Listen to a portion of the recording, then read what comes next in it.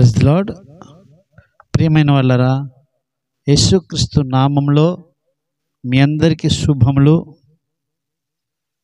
పరిశుద్ధ బైబిల్ గ్రంథము ఏది మంచిది అనేది చెప్తుందంటే మనకి చాలా విషయాలు ఉన్నాయి.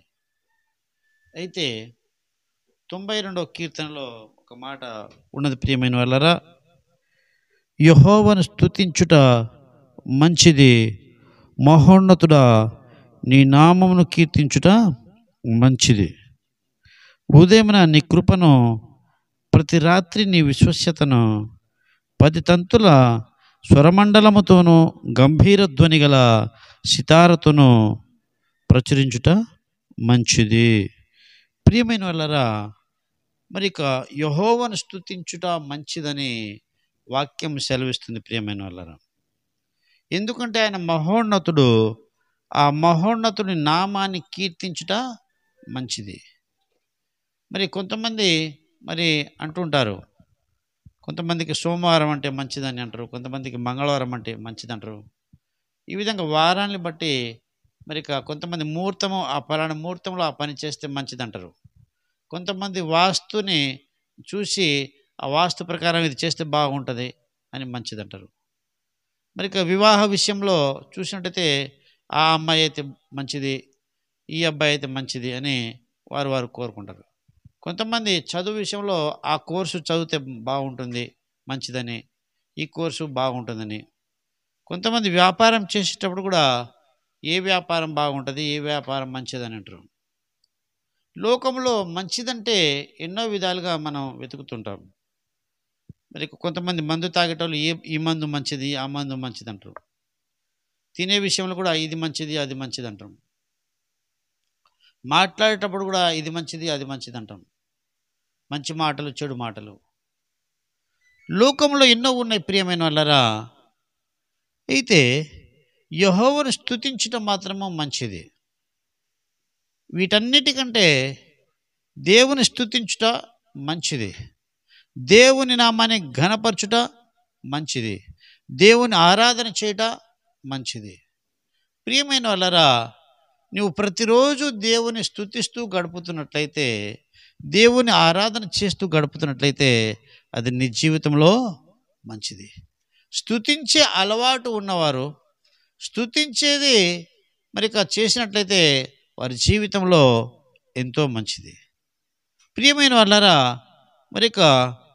ఒక రాజు ఈ స్తుతించడం ద్వారా ఆయన గెలిచాడు. ఆయన సైన్యం గెలిచింది, ప్రజలు గెలిచారు, రాజ్యం గెలిచింది. తను ఎంతో దీవెన పొందాడు ఆయన కేవలం స్తుతించడం ద్వారా. స్తుతించడం ద్వారా యెరికో గోడలు కూలిపోయినట్టుగా వాక్యం ఉంది. 2వ దినవృత్తాంతంలో 20వ అధ్యాయంలో యెహోషాపాతు అనే ఒక రాజు ఉండేవారు. ఆ రాజు చూసినట్టయితే ప్రియమైన వాళ్ళరా, ఆయనను ఒక సందర్భంలో గొప్ప అపాయం వచ్చింది. అదేమనగా 20వ అధ్యాయంలో 2వ వచనంలో, అంతలో కొందరు వచ్చి సముద్రము అవల నుండి సిరియన్ల తట్టు నుండి గొప్ప సైన్యం ఒకటి నీ మీదికి వచ్చుచున్నది, చిత్తగించుము అని యెహోషాపాతు రాజుతో చెప్పడం జరిగింది. అంటే అమ్మోనీయులు, మోయాబీయులు, సిరియన్లు, ఈ సైనికులు నీ రాజ్యం మీద యుద్ధం చేయడానికి సిద్ధంగా ఉన్నాయి. యూదా రాజ్యాంగాన్ని ఓడించడానికి సిద్ధంగా ఉన్నది. యూదా రాజ్యానికి రాజు ఎవరంటే యెహోషాపాతు రాజు. అయితే అలాంటప్పుడు రాజు యుద్ధానికి గెలవడానికి ఏం చేయాలనేది, సైనికుల్ని ఏ విధంగా బలోపేతం చేయాలని, సైన్యాన్ని ఏ విధంగా ట్రైనింగ్ ఇవ్వాలని ఏం ఆలోచన చేయలేదు. ఆయన ఒకటి ఆలోచన చేశాడు. అదేమనగా ప్రియమైన వాళ్ళరా, 2వ దినవృత్తాంతము 20వ అధ్యాయము 3వ వచనంలో, అందుకు యెహోషాపాతు భయపడి యెహోవా యొద్ద విచారించుటకు మనసు నిలుపుకొని యూదా అంతటా ఉపవాస దినము ఆచరింపబడిందని చాటింపగా, ఆయన యెహోషాపాతు భయపడి యెహోవా యొద్ద విచారించుటకు మనసు నిలుపుకున్నాడు. అంటే ఈ విషయాన్ని తన దేశం మీద వస్తున్నటువంటి దండయాత్ర గురించి, తన దేశం మీద వచ్చినటువంటి యుద్ధం గురించి దేవుని యందు దేవుని దగ్గర విచారణ చేయడానికి ఆయన మనసు నిలుపుకున్నాడు. ఆయన ఉపవాసం ఉండడానికి ఆయన చాటింపు చేసుకున్నాడు. ప్రియమైన వాళ్ళరా, ఎవరికైనాను ఏ కష్టం వచ్చినను, ఏ ఇరుకు వచ్చినను, ఏ ఇబ్బంది వచ్చినను, ఆపద వచ్చినను ముందుగా ఆయన యొద్ద విచారణ చేయడానికి, ఆయన యొద్ద ప్రార్థన చేయడానికి మనసును నిలుపుకోవాలి, భయపడకూడదు. మనసును నిలుపుకొని గాబరపడకుండా, కలవరపడకుండా ఎవరైతే ఉంటారో వారిని దేవుడు తప్పకుండా ఒక మార్గం తెస్తారు. ఈ యొక్క 20వ అధ్యాయం మీరు తర్వాత చదవండి. అందులో ఆయన యెహోషాపాతు దేవుని యొద్ద ఏ విధంగా విచారణ చేశారు, దేవుని ఏ విధంగా ఆరాధన చేశాడు, ఆరాధన చేయడానికి ఒక బృందాన్ని ఏ విధంగా ఏర్పాటు చేసుకున్నాడు, యాజకులను ఏ విధంగా అయితే ఆయన ఆ యొక్క ఆరాధనలో పార్టిసిపేట్ చేయించాడు. అంటే దేవునికి ఆయన కావాల్సింది యుద్ధ సామాగ్రి గురించి ఆలోచన చేయలేదు, కత్తుల గురించి ఆలోచన చేయలేదు, ఆయుధముల గురించి ఆలోచన చేయలేదు, సూర్యులు ఎంతమంది ఉన్నారు ఆలోచన చేయలేదు. కానీ ఆయన దేవుని యొద్ద విచారణ చేశారు, దేవుని స్తుతించాడు. ప్రియమైన వాళ్ళరా, ఇక అదే అధ్యాయము 2వ దినవృత్తాంతము 20వ అధ్యాయము 21వ వచనంలో చూసినట్టయితే, ప్రియమైన వాళ్ళరా, మరియు అతడు జనులకు హెచ్చరిక చేసిన తర్వాత యెహోవాను స్తుతించుటకు గాయకులను ఏర్పరిచి వారు పరిశుద్ధాలంకారము ధరించి సైన్యం ముందర నడుచుచు యెహోవా కృప నిరంతరముండును, ఆయనను స్తుతించుడి అని స్తోత్రం చేయుటకు వారిని నియమించును. అంటే ఆయన స్తుతుల సైన్యాన్ని ఏర్పాటు చేశాడు, దేవుని స్తుతించడానికి ఒక సైన్యం ఏర్పాటు చేశాడు. వారు ప్రతి గానములతో దేవుని స్తుతిస్తున్నారు. యెషయా గ్రంథంలో 6వ అధ్యాయంలో యెషయా ప్రవక్త ఏ విధంగా అయితే ఆయన ఆ యొక్క పరలోక దర్శనం చూసి దేవుని పరిశుద్ధుడు పరిశుద్ధుడని కేరేబులు శరాబులు ఏ విధంగా అయితే కోట్లాది దూతలు దేవుని స్తుతిస్తున్నాయో అదేవిధంగా ఇక్కడ యెహోషాపాతు యొక్క సైన్యంలో స్తుతించేవారు, పాడేవారు, వాయిద్యాలు వాయించేవారు, వారందరూ దేవుని స్తోత్రం తెలియజేస్తున్నారు.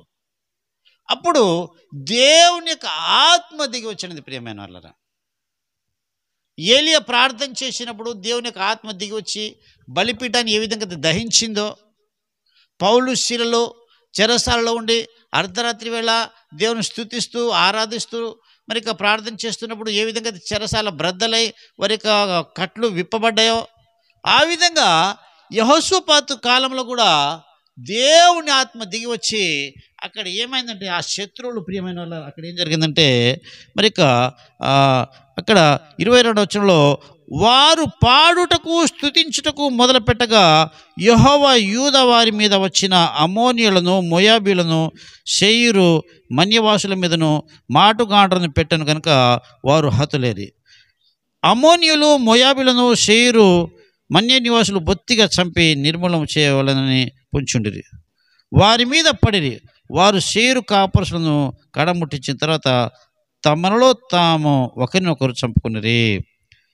అంటే ఇక్కడ వారు స్తుతిస్తూ ఉంటే, వారు ఘనపరుస్తూ ఉంటే, వారు ప్రార్థన చేస్తూ ఉంటే శత్రువులు తమలో తాము చంపుకున్నారట. ఎవడైతే నీ మీద శత్రువుగా వస్తున్నాడో, ఏదైతే శత్రువుగా నువ్వు భావిస్తున్నావో, దేవుని స్తుతిస్తూ, దేవుని ఘనపరుస్తూ, దేవుని ఆరాధన చేయడం నువ్వు ప్రారంభించినట్లయితే వారే నీ శత్రువులు ఒకరికొకరు చంపుకొని హతులైపోతారు. ఆ జయము నీకు ఇస్తాడు. ప్రియమైన వాళ్ళరా, చివరి ఒక వచనం మనం చదువుదాము. ఇక్కడ అక్కడ 27వ వచనంలో కూడా ఇలాగున యెహోవా వారి శత్రువుల మీద వారికి జయము అనుగ్రహించి వారిని సంతోషపరిచెను. అంటే ఆ యొక్క శత్రువులు ఒకరికొకరు చంపడం ద్వారా ఈ విధంగా వారికి జయం ఇచ్చాడట. నీ జీవితంలో జయము లేదా? రోగముతోనూ, బాధలతోనూ, వేదనలతోనూ ఉన్నావా?